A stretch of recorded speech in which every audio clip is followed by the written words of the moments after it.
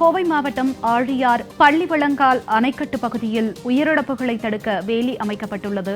விவரங்களோடு இணைகிறார் செய்தியாளர் மாசிலாமணி. வணக்கம் மாசிலாமணி, இது குறித்த விரிவான தகவல்களை சொல்லுங்க. ஆனைமலை அடுத்த ஆழியார் பள்ளிவளங்கள் அணைக்கட்டு பகுதி 150க்கு மேற்பட்ட உயிரிழப்புகளை ஏற்படுத்திய பகுதியாக உள்ளது. இங்கு பொதுப்பணித்துறை மற்றும் போலீசார் மூலம் எச்சரிக்கை பலகைகள் வைக்கப்பட்டு இருந்தாலும் சுற்றுலா பயணிகள் அதை கண்டுகொள்ளாமல் ஆற்றில் இறங்கி குளித்து வருகின்றனர். அவ்வாறு குளிக்கும் போது பல பேர் சுழல் மற்றும் மணல் சிக்கி உயிரிழப்புகள் ஏற்பட்டு வருகிறது. இந்த நிலையில் நேற்று மதியம் கோவை சட்டக்கல்லூரி மாணவர் ஒருவர் ஆற்றில் குளித்துக் கொண்டு இருக்கும் பொழுது நீரில் மூழ்கி பரிதாபமாக உயிரிழந்தார்.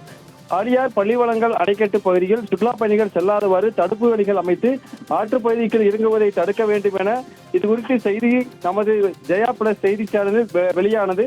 இந்த நிலையில் இன்று மாலை ஆழியார் பள்ளிவளங்கள் அணைக்கட்டு பகுதியில் நீர்வளத்துறை அதிகாரிகள் மற்றும் போலீசார் மூலம் உயிரிழப்புகளை தடுக்க தற்பொழுது தடுப்பு வேலிகள் அமைக்கும் பணி தற்பொழுது மும்முரமாக நடைபெற்று வருகிறது.